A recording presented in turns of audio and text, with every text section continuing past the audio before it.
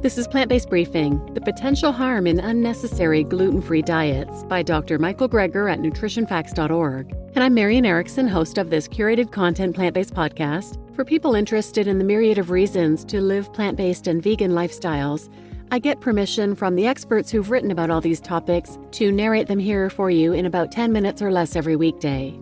Today's article is from Dr. Michael Greger at nutritionfacts.org. They're a nonprofit and pretty much one of the go-to places for nutrition information. They summarize all the latest in peer-reviewed nutrition and health research and present it in bite-sized videos and blogs with no conflicts of interest. There are no ads, no corporate sponsorships, and 100% of all the proceeds Dr. Greger receives from his books, DVDs, and speaking engagements have always and will always be donated to charity. Dr. Greger takes a salary, that's how he gets paid, but he's not influenced by sponsorships or ads or selling products to you.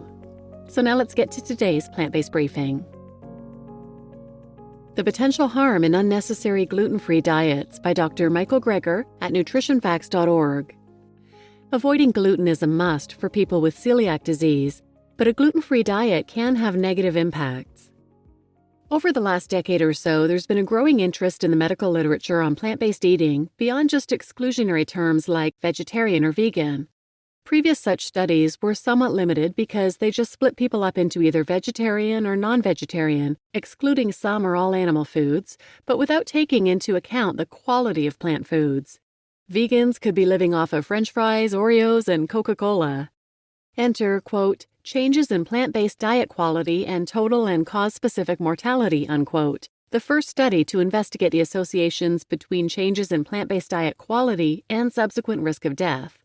If you look at overall plant-based diet scores, the more you increase your intake of any plant foods and decrease your intake of any animal foods, the lower your risk of death appears to fall.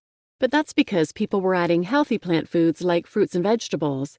If you just look at people who ate more processed, sugary junk over time, their mortality risk goes up. The clinical implications being that increasing intake of healthy plant foods and decreasing intake of not just animal foods, but also animal crackers, could lower the future risk of premature death. Whereas just reducing the intake of carbs in general, cutting down not just refined carbs and sugars, but healthy high-carb foods like fruits and whole grains, is associated with increased overall mortality, which would correspond to years of your life being cut short, as well as the risk of dying specifically from heart disease, stroke, and cancer. Why are whole plant foods so good for us? Much of the benefit may be mediated by our microbiome. There are all sorts of things threatening our good gut bugs, like the overprescription of antibiotics. However, the only factor that has been empirically shown to be important is a diet low in microbiota-accessible carbohydrates, or MACs. In other words, prebiotics like fiber and resistant starch, only found one place in abundance: whole plant foods. We went from high MAC diets to Big Mac diets, and may be suffering the consequences. Intake of dietary fiber, which is the main source of MACs in the diet, is negligibly low compared to how we evolved. Such a low-fiber diet provides insufficient food for our gut microbes, starving ourselves of all the wonderful things they produce for us. A low-fiber diet is a key driver of microbiome depletion, and this loss is implicated in the rampant increase of chronic diseases that now plague the modern world. We evolved getting perhaps 100 grams of fiber a day. Our gut bugs must have been in heaven. How do you get even close to that? A cup of fruit may only have about 3 grams, a cup of vegetables 5 grams. Why so little? Because fruits and vegetables are like 80 to 90% water. One has to go to the drier plant foods to really scale it up, like beans at 15 grams, or intact grains like barley over 30 grams per cup. But many people are avoiding common grains these days, like barley and rye, due to gluten. But there is a dark side of gluten-free diets. Now, if you have a condition like celiac disease, then you absolutely have to avoid gluten. But if not, the downsides include the potential for nutritional deficiencies, like not getting enough fiber, and toxic compounds, for example, the accumulation of heavy metals in people on gluten-free diets. Those following a gluten-free diet had significantly increased blood mercury levels, more arsenic flowing through their systems. The arsenic is likely due to increased rice consumption because rice is a major ingredient in gluten-free foods, but you can certainly choose other grains like sorghum, that's my favorite rice substitute. And the higher mercury may just be because people eating gluten-free diets were tending to eat more fish for some reason.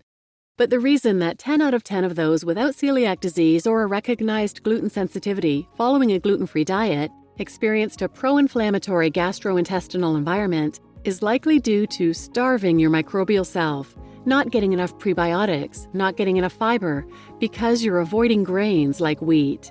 So whatever diet you choose for whatever reason, make sure you're getting enough fiber. You just listened to The Potential Harm in Unnecessary Gluten-Free Diets by Dr. Michael Greger at nutritionfacts.org. And I'm Marian Erickson, your host. And I didn't realize the importance of fiber until I started doing this podcast and doing the research. But I've got a number of other episodes about fiber if you're interested, and I'll put links to them in the show notes. But they're 269, Fiber Fueled, The Key to a Strong Immune System, 284 and 285, it's a two-parter, How a High-Fiber Diet Promotes Weight Loss from a Doctor Who Lost 50 Pounds, 319, Lose 2 pounds in one sitting taking the Mioscenic route, and 320, How to Keep Your Microbiome Healthy with Prebiotic Foods, and the 5-to-1 Fiber Rule. And if you hadn't heard about arsenic in rice, there are ways to minimize it. Check out episode 310, How to Cook Brown Rice the Simplest, Healthiest, Easiest Way. And please share this episode with anyone who might benefit. There are so many people on gluten-free diets who may be unintentionally harming themselves. And if you could take a second to leave a 5-star rating on Apple or Spotify, I would be very grateful. Thanks for listening.